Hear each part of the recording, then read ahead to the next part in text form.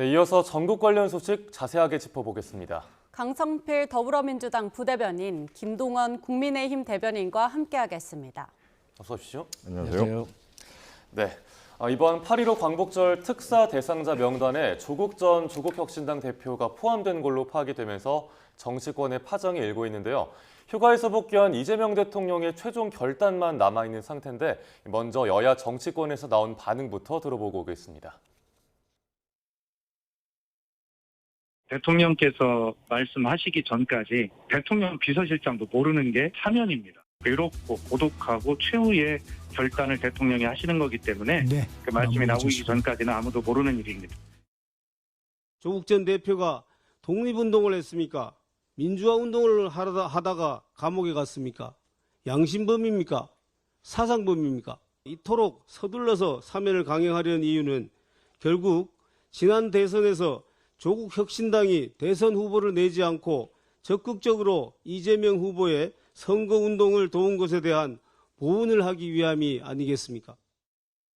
힘을 합해 싸운 동지가 좀 일제시대에 서대문 형수무소에 들어가 있는데 뭐 내년에 꺼낼까 뭐 연말에 꺼낼까 뭐 이런 생각을 해야 되느냐. 이것이 그 검찰 독재에 의해서 부당하게 희생된 분들은 빠르게 원상복귀를 시키는 것이 그 내란 청산의 신호탄이다. 네, 입장을 차례대로 듣고 왔는데 일단 민주당은 좀 조심스러운 입장, 그리고 조국혁신당은 기대에 차 있는 모습이고요. 국민의힘은 최악의 정치 사면이라면서 강하게 반발하고 있습니다. 먼저 민주당은 공식적인 입장은 밝히질 않고 있는데 민영배 의원이 이렇게 얘기를 했더라고요. 조국 전 대표에 대한 수사가 정치적으로 기획된 거고 그 희생자다 이렇게 말했는데 어떻게 들으셨습니까? 동의하시나요? 일단 이제 민주당의 지지자들과 당원들 그리고 이제 조국 혁신당의 어떤 당원과 지지자들은 그런 생각을 하시는 분들이 많이 있습니다. 그런 공감대는 분명히 있다고 생각하고 저는 이제 개인적으로 이런 생각을 해봅니다. 그러니까 조국 전 대표가 잘한 게 아닙니다. 잘못을 분명히 했죠. 그런데 잘못한 것에 비해서 이게 과연 합당한 양형인가에 대한 의문은 좀 있습니다. 어쨌든 조국 전 대표가 민정수석으로서 그리고 법무부 전 장관으로서 이 검찰 개혁에 앞장을 서지 않았다고 한다면 과연 배우자도 4년, 뭐 딸도 뭐 의사면허 취소되고 아들도 학위가 취소되고 친동생도 뭐 3년의 실형을 살고 본인까지도 실형을 사는 이런 가족이 멸문지화를 당하는 일이 있었을까에 대한 의문이 있는 것이고 거기에 대해서 국민들이 저는 평가를 할 거라고 생각을 합니다. 그리고 이제 국민의힘에서 많이 정치 사면이라고 비판을 하시던데 그럴 수가 없습니다. 국민의힘은. 왜냐하면 과거에도 그 김태우 강서구청장 유죄가 확정된 지 3개월 만에 윤석열 전 대통령이 특별 사면을 해가지고 본인 때문에 생긴 재보궐선거에 본인이 출마하는 그야말로 사상 유례 없는 특별 사면을 만든 거 아니겠습니까? 그래서 사실 국민의힘 안에서도 윤석열 정부의 몰락의 시작은 김태우 전 강서구청장의 특별 사면이라고 하거든요. 그래서 국민의힘에서 여기에 대해서 좀 비판하는 것은 조금 과도하지 않나 이런 생각은 해봅니다. 네, 그런데 국민의힘에서는 좀 의견이 다르신 것 같아요. 이 조국 혁신당에선 일제강점기로 치면 조 전 대표는 서대문 형무소에 갇혀 있는 거다 이렇게 했지만 국민의힘은 조 전 대표가 독립운동을 했냐 이렇게 민감하게 좀 반응을 했죠. 어떻게 그렇습니다. 보셨어요? 우리 시청자 여러분께서도 생각을 한번 해 보십시오. 조국 전 대표와 그 부임 정경심 씨가 어떤 제목으로 지금 교도소에서 형기를 보내고 있는지를 살펴보시면 답은 나옵니다. 이른바 일제강점기 시대에 진짜 독립운동을 해서 억울한 그 피해자로 지금 제수복을 입고 있는지 글쎄요, 입시비리 아니겠습니까? 가장 우리 2030들이 민감하게 반응을 하는 바로 그 입시비리. 뭐 제가 일일이 다 거론할 필요조차 없습니다. 워낙 사회적인 그런 큰 무리를 일으켰기 때문에요. 바로 문서, 표창장 이런 것들이 다 위조가 맞다라고 1심, 2심, 3심에서까지 다 판결을 난 것입니다. 그런데 한 행위에 비해서 너무 과도한 거 아니냐 지금 그렇게 말을 꺼냈는데 글쎄요. 이 어떨 때는 그 판결을 한 그 판사 또는 재판부를 아주 칭송을 하고 또 어떨 때는 저렇게 하염없이 깎아 내리는 사례를 우리가 어디서 많이 봤지 않습니까? 바로 이재명 지금 현재 대통령 사례에서 어렵지 않게 찾아볼 수 있습니다. 불과 몇 개월 전에 1심에서 유죄 판결이 난 게 2심에서 무죄로 다시 변하지 않았습니까? 그때 어땠습니까? 정말 사법부의 경의를 표한다, 정의는 살아있다는 것을 보여준 재판부에게 존경을 표한다라는 얘기가 나왔습니다. 그런데 같은 사안으로 3심, 즉 대법원에서 파기환송, 유죄 취지의 파기환송이 날 때는 또 뭐라고 그랬습니까? 이거는 정치 판사들의 정치 보복이다. 대선 후보를 죽이기 위한 정치 보복이라는 얘기를 수차례 강조를 했습니다.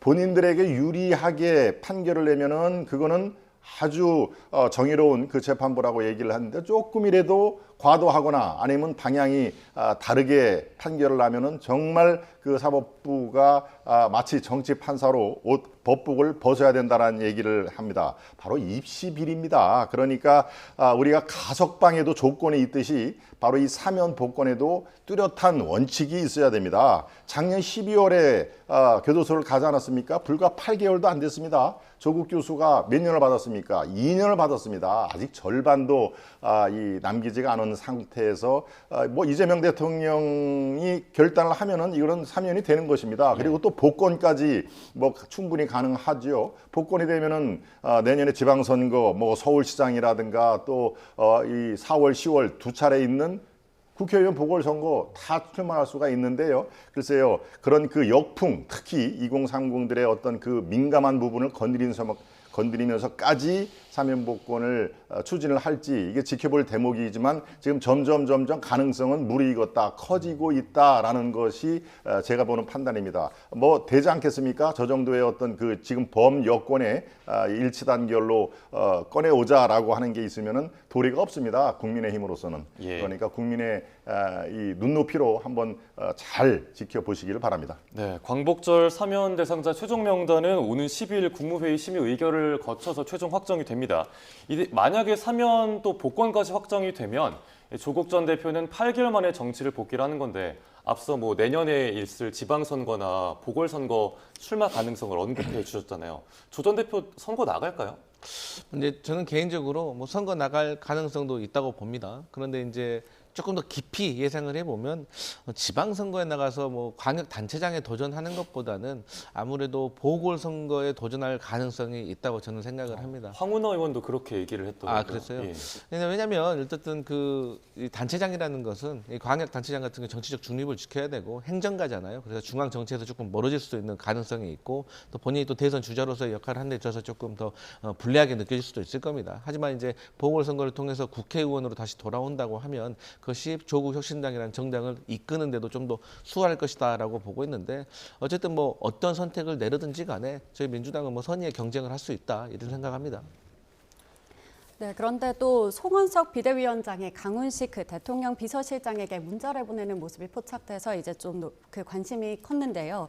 그때 이제 포함이 됐던 명단도 이번에 좀 많이 포함이 됐어요. 국민의힘에서는 좀 다소 난감하다, 뭐 조국 전 대표 사면 비판에 힘이 안 실리는 것 아니냐 이런 지적도 있는데 어떻게 보십니까? 그렇습니다. 예, 적절치 않은 그런 행동을 한 것이죠. 물론 정치권에서는 지금 이렇게 사면 8.15 광복절이나 또 성탄절 특사가 있으면 서로 이렇게 의견을 야당에서 꼭 필요한 그 사면복권 대상자 알려주십시오라는 게 사실은 정치권, 여의도 정치권의 관행으로는 돼 있습니다. 네. 그런데 이번에는 앞서 말씀드린 대로 조국 전 장관의 어떤 사면복권이 얽혀 있어서 사실 그 민감성에서는 보통 때보다 훨씬 더 지금 국민들의 주시하는 그 대목 아닙니까? 그런데 이 송원석 지금 비대위원장의 이 국회에서 메시지에 들어가 있는 분들, 정찬민, 홍문종, 심학봉 이런 분들이 사실은 아까 제가 조국 전 장관의 어떤 죄목 이것을 얘기를 드렸습니다만 이분들도 이렇게 당당하게 내세울 제목은 아닙니다. 그러니까 야 이거 조국을 사면을 눈 감아주고 이분들을 강행을 시키려고 하는 거 아니냐라는 그런 오해를 사기가 딱 알맞은 그런 상황이기 때문에요. 적절치 않다라는 얘기를 제가 강조를 합니다. 우리 송원석 지금 원내대표 겸 비대위원장이 곧 사과를 했죠. 네. 이건 뭐 정치권의 관행이었습니다만은 이건 옳지는 않았다. 그래서 철회를 하겠다라는 얘기를 분명히 했습니다. 그래서 이것은 없던 일이 됐지만 아무튼 그것을 국민 여러분께서 이 목도를 하는 것은 정치권에서 이제 반성을 하는 문제다. 아무리 관행이라도 저런 관행은 고쳐야 됩니다. 정치권에 주고받는 사면까지도 이 딜을 한다. 이거는 적절치 않은 그 상황이고요. 그런 면에서 저는 대원칙으로 이 대통령의 취임 첫 그 사면 복권을 하는 이번 8.15 광복절은 정치권 인사들은 전부 제외를 하는 것이 국민의 눈높이에 맞다. 저는 이렇게 판단하고 있습니다. 예, 알겠습니다. 이제 국민의힘 전당대회 이야기로 넘어가겠습니다. 당권 주자들이 전당대회를 앞두고 텃밭인 대구에서 첫 합동 연설회를 가졌는데요. 하지만 물병이 날아들고 배신자 고함이 터져나오는 등 아수라장이 되면서 당내 깊은 갈등의 골을 드러내기도 했습니다. 직접 보고 오겠습니다.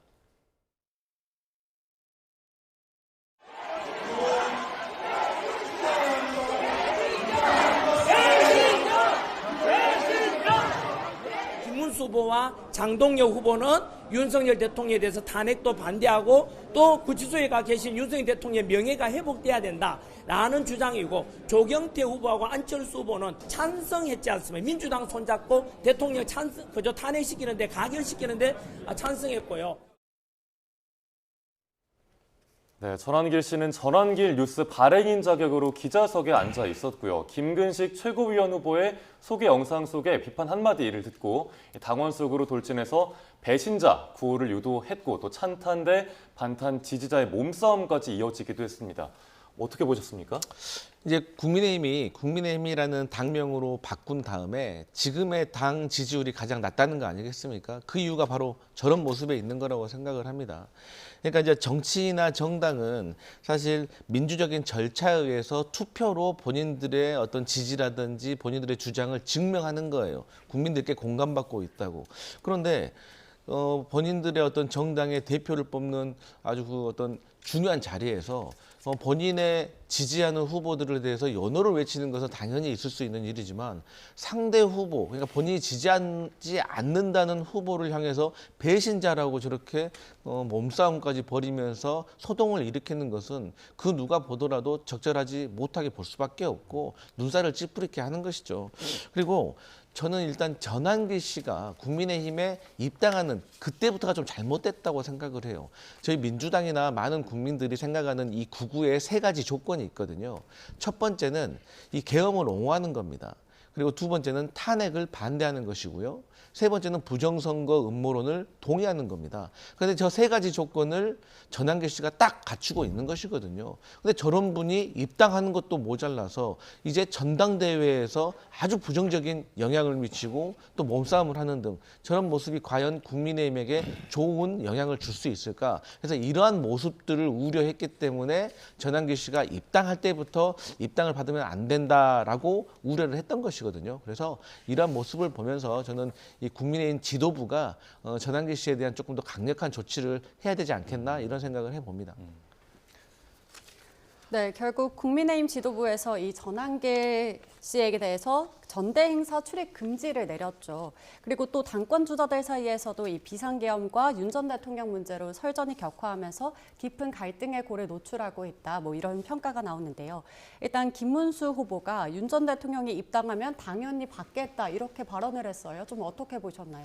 예, 일단 전환길 씨 문제를 간단하게 살펴볼 필요가 있죠.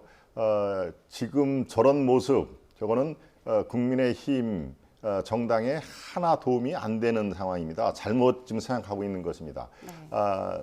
마치 국민의힘의 이 전당대회에 저렇게 관여를 하면서 국민의힘을 옳은 방향으로 이끌겠다. 그렇지 않습니다. 우리 전환길 전 강사님, 지금 저렇게 배신자 프레임을 들고 전당대회에 직접 찬성을 해서 영향을 끼치려고 한다. 그렇게 국민의힘이 간단한 조직이 아닙니다. 지난번 그 탄핵 국면에서의 어떤 그 광장 세력의 어떤 상징적인 인물로서 역할이 분명히 있었죠. 저 그것까지 부인을 하지 않습니다만은 역할은 거기까지입니다. 마치 전당대회에 내가 지지하는 그 후보를 무조건 당선을 시키겠다. 그 전에 그렇지 않습니까? 나를 품어야 대표가 되고 나를 품어야 최고위원이 된다. 천만의 말씀입니다. 그렇게 정당 조직이라는 게 간단하게 움직일 것이 아니고요. 지금 본인 스스로가 너무 과대표장한 그런 측면이 있습니다. 마치 내 한마디 한마디에 저렇게 내가 배신자를 외치면은 주위 분들이 다 배신자를 외친다. 물론 지지하는 수십 명은 저렇게 지금 외칠 수가 있습니다만은 저게 전당대회 전체를 아주 부정적인 방향으로 몰고 가는 하나의 그 상징적인 얘기이기 때문에 그래서 이 전당대회 앞으로 남은 한 5가지 5번에 걸친 그 전당대회 출입 금지를 그래서 시킨 것이고요. 네. 본인 스스로가 이제 자중을 할 때가 됩니다. 본인은 이른바 찬탄파를 배신자라고 그렇게 외치지만 또 다른 시각에서 그들은 저렇게 윤 어게인을 외치는 전한길 전 강사와 그 추종자들을 또 마찬가지로 배신자로 볼 수가 있는 상황이기 때문에요. 이거는 조금 객관적으로만 보면은 저게 우리 국민의힘에 절대 도움이 안 된다라는 그런 상황으로 과대 포장에서 좀 벗어나시기를 바랍니다. 그리고 조금 전에 말씀드린 다시 재입당 그걸 말씀하셨는데 저거는 현실적으로 가능성이 없습니다. 윤석열 전 대통령이 앞으로 지금 재판도 받아야 되고 이런 그 험난한 그 시간을 거치는 다시 그 정당에 입당을 한다고요? 가능성이 없는 얘기입니다. 그래서 김문수 후보라든가 또 한 그 장동혁 그 후보가 모든 사람을 품어야 하기 때문에 본인이 원하면은 입당을 불가능한 게 아니다라고 얘기를 하지만 그건 선언적인 의미가 있고요. 현실적으로 냉철하게 볼 때 윤 어게인이라든가 재입당 이것은 가능성이 없기 때문에 그렇게 크게 이렇게 염두에 두실 필요는 없다. 저는 그렇게 판단을 하고 있습니다. 네, 알겠습니다. 이렇게 뭐 김문수 후보와 장동혁 후보의 발언에 대해서 평을 해주셨고, 이제 민주당 이야기로 넘어가 보겠습니다. 국민의힘이 전당대회 관련된 일정을 소화하는 사이 정청래 신임 대표는 취임 후 일주일 사이 벌써 2번째로 호남을 방문했습니다. 광주 5.18 민주묘지를 찾은 자리에서 내란 세력 척결의 의지를 다시 다지면서 국민의힘 대화 대상 아니다라는 입장을 다시 확인했어요. 어떻게 들으셨습니까? 일단 이제 국민의힘이 전당대회를 하고 있잖아요. 그래서 이제 국민의힘의 당 대표가 저희가 생각했을 때 같이 국회 안에서 정치 활동을 할 수 있는 분이 선출이 된다고 하면 그때는 손을 먼저 내밀어서 우리가 협치의 길을 터 나가야겠죠. 근데 지금 국민의힘의 전당대회의 모습을 보면 제가 앞서서 말씀드렸듯이 이 구구의 어떤 성향을 가지고 있는 후보들이 당선될 가능성이 매우 높아 보이는 것 같아요. 그렇게 되면 그런 분들이 만약에 당대표가 된다고 하면 저희 민주당으로서는 정말 이런 분들하고 정치를 같이 해야 하나라는 회의감이 들 수가 있기 때문에 저희 정청래 대표가 이런 말을 한 겁니다. 그리고 저희 민주당의 정청래 대표가 이런 목소리를 내줘야지 국민의힘의 당원들과 지지자들도 사실 구구적인 성향을 가진 후보가 아닌 정말 합리적으로 국민의힘을 쇄신하고 혁신시킬 수 있는 후보에게 표를 줘서 그러한 분들이 국민의힘을 이끌어서 새롭게 태어날 수 있다고 저는 그런 역할을 하기 위해서 도와드리는 거라고 좀 생각하면 될 것 같습니다. 네, 그럼 이제 다음 이슈로 넘어가 보겠습니다. 윤석열 전 대통령의 체포영장 효력이 끝나면서 이제 김건희 특검의 고심도 깊어지고 있는 상황인데요. 이 체포영장을 다시 청구하는 것과 추가 조사 없이 기소하는 것, 이 2가지 방안 중에 좀 어떤 걸 선택하실 걸로 보시나요? 네, 윤 전 대통령의 그 체포 불응 이 기조는 계속될 걸로 보입니다. 만약에 물리력을 행사를 해서 이 신병 확보를 한다손 치더라도 이른바 진술 거부권, 묵비권 를 행사를 할 가능성이 그렇지 않을 가능성보다 훨씬 크기 때문에 저는 추가 조사 없이 기소의 가능성이 상대적으로 더 많다. 물론 이거는 이제 그 특검이 전략적으로 또 국민들을 의식을 해야 되고 여러 가지 여론 동향이라든가 이런 걸 종합적으로 살펴볼 것입니다. 그래서 체포영장을 한 번 더 재청구를 할 필요가 있다. 계속 별 추가 조사 없이 막바로 기소를 하는 그런 것들이 국민들께 어떻게 보일까? 이게 너무 그야말로 속도전 또 목적을 가지고 하는 특검 아니냐라는 그런 그 비판 의식을 감안을 한다면은 체포영장 재청구를 한 번 더 한 다음에 기소를 할 것이고,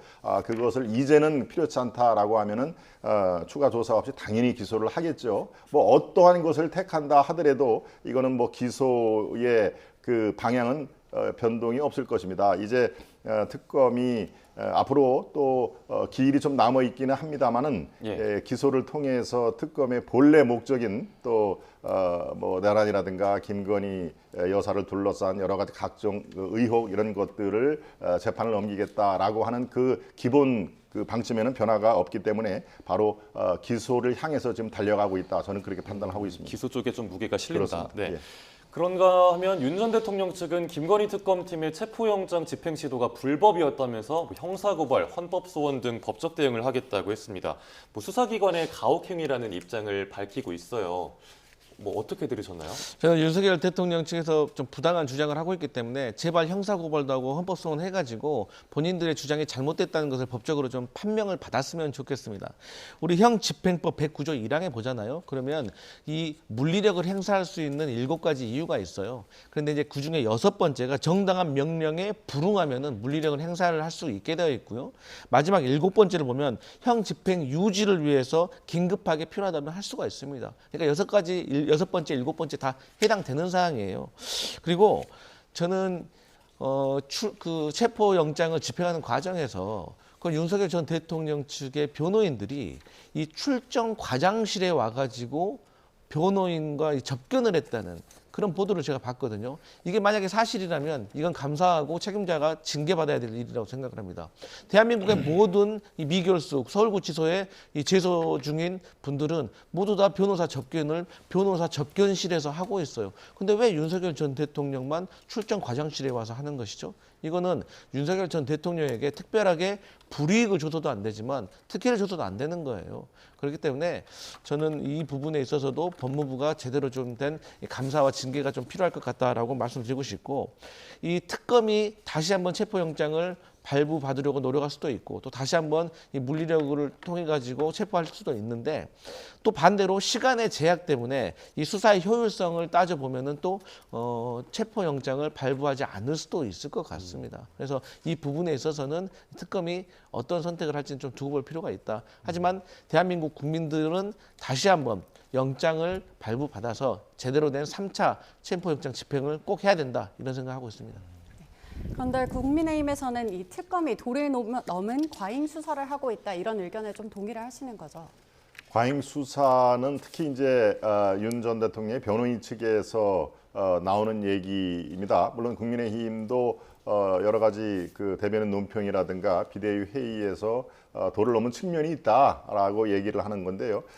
좀 전에 그 얘기가 나온 바로 형집행법에 보면은 7가지 사안으로 규정이 돼 있습니다. 이른바 교도관이 직접적으로 강제력을 행사를 해서 이른바 인치를 하는 그런 것들을 정해져 있는데요.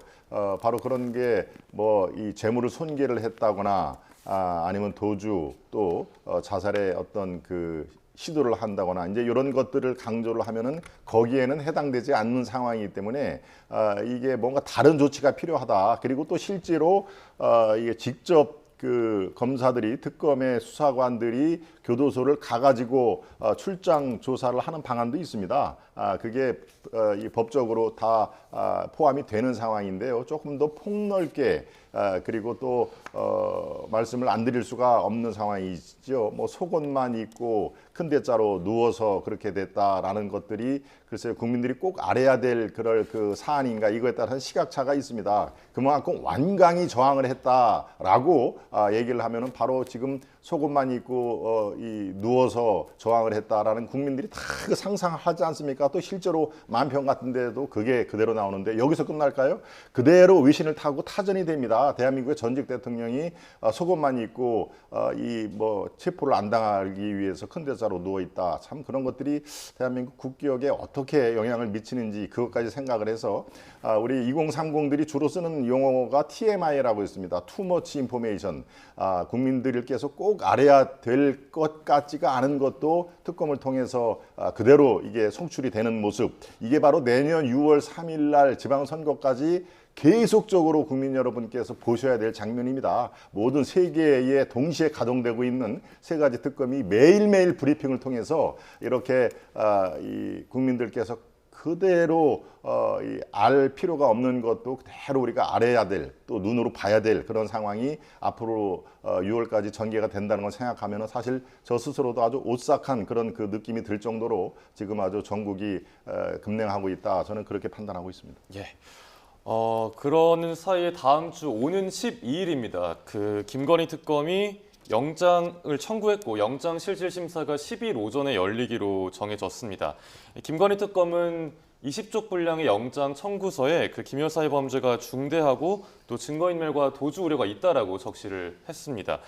특히 뭐 절반가량이 도이치모터스 주가 조작 관련 의혹으로 확인이 됐고, 그런데 김건희 여사 측은 혐의를 좀 부인하고 있잖아요. 건강 문제 언급하면서 수사가 좀 미뤄질 가능성을 보이고 있는 것 같아요. 어떻게 보셨습니까? 이제 김건희 여사가 만약에 그 건강상의 어떤 이유로 수사를 지연시키려고 한다면 뭐 구속영장 발부될 겁니다. 그리고 이제 뭐 구속된 다음에는 건강이 안 좋다고 하면 그 구치소 내에도 의료시설이 있는 것이고 또 그 외부에 의료시설로 또 필요하다면 갈 수도 있는 것이기 때문에 그건 지금의 상황에서는 절대 큰 문제가 되지 않는다. 근데 이제 거짓말을 하고 있다는 게 상당히 큰 문제인 거죠. 그러니까 주가 조작과 관련해 가지고 핵심 포인트는 이 김건희 여사가 이 주가 조작을 인지하고 있었느냐, 하지 않았느냐, 이게 그 중요한 문제 아니겠어요? 이미 그 공범들은 다 유죄 판결을 받았기 때문에. 그런데 본인이 지금까지 몰랐다라고 했는데 이 증권사 직원과의 통화를 해보니까 아니 수익이 나면 블랙펄 인베스트먼트에게 40%나 다시 줘야 된다라는 것이 너무 과도하다라고 불평불만한 거 아니에요. 그게 정확히 인지하고 있는 거 아니겠습니까? 또 휴대용 인터넷 중계기를 가지고 다니면 이거 추적을 할 수가 없다. 이것도 거의 전문가 수준인 거예요. 그리고 또 뭐 통일교와 관련해 가지고 목걸이 같은 경우도 사실 뭐 본인은 뭐 안 받았다. 하지만 이 천수사물 인삼차 이거 먹고 몸이 좋아졌다라는 것은 사실 이걸 받았냐 안 받았냐 그게 중요한 게 아니라 이 목걸이와 함께 있던 그 인삼차까지 다 인지하고 있다는 것. 그러니까 이것도 거짓이라는 것이고 또 나토 목걸이도 어떻습니까? 처음엔 지인에게 빌렸다고 했는데 나중에는 또 오빠에게 본인이 이 모조품을 사서 선물했는데 그걸 다시 빌려차고 갔다. 근데 또 갑자기 이제는 어머니에게 본인이 선물을 했다. 그런데 결정적인 거짓말이 드러났죠. 이것을 뭐 2007년도 정도 본인이 홍콩에서 직접 모조품을 뭐 200만 원 주고 샀는데 이게 2015년도에 출시됐다는 거 아니겠습니까?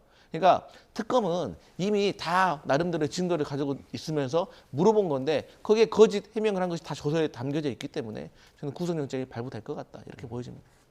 네, 만약 그렇다면 이 김건희 여사까지 구속영장이 발부되면 이 동시에 전직 대통령 부부가 동시에 구속될 수도 있는 정말 초유의 상황입니다. 이런 상황이 벌어질 가능성 얼마나 있다고 보십니까? 예, 저는 상당히 가능성이 있다고 저는 판단을 합니다. 참 뭐 국가적으로 불행한 그 일입니다만은 이미 지금 이렇게 정치적 그리고 대형 경제 사범 중에서 지금까지 헌정사상 부부가 동시에 구속이 되는 것은 글쎄요, 제 기억에 이철희 장영자 사건의 국기를 흔든 그런 대형 어음 사기 사건이었죠.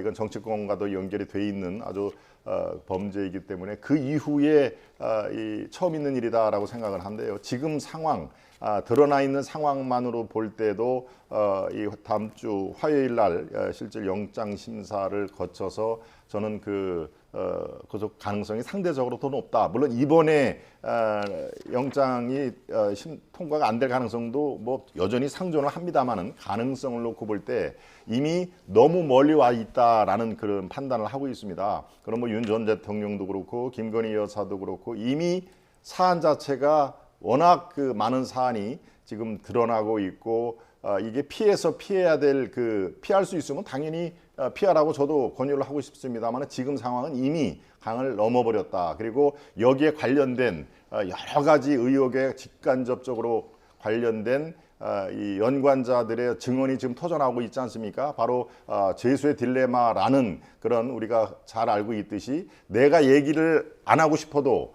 상대방이 먼저 얘기를 하는 상황으로 가버리면은 본인의 형 감령을 위해서 먼저 얘기를 하는 것이요. 실제로 지금 윤 전 대통령 사례도 그렇고 각종 여러 가지 진술 번복하는 게 지금 터져나오지 않습니까? 윤상현 의원을 비롯해서 네. 마찬가지입니다. 김건희 여사의 저 지금 진품이 어디가 있느냐, 진품이 있다면은 저는 곧 진품의 실체가 드러날 것으로 보입니다. 이게 감출내에서 감출 사안이 아니고요. 저는 그래서 두 분께 지금보다도 더 당당하게 수사에 임할 필요가 있다. 그게 최소한도 국민들께 보일 그 도리다 하는 얘기를 강조를 하고 싶습니다. 본인이 억울한 그 측면이 왜 없겠습니까? 그걸 진술을 통해서 조사를 통해서 나는 이런 상황이었는데 이거는 나를 뒤집어 씌운 거다라고 당당하게 얘기를 하고 그렇지 않은 경우에는 시인을 하는 게 낫겠다. 그래서 저는 바로 지난번에 김건희 여사가 특검 조사를 받을 때 전면 부인을 할 때 저게 전략적으로 좋은 게 아닐 텐데 그중에서 상대적으로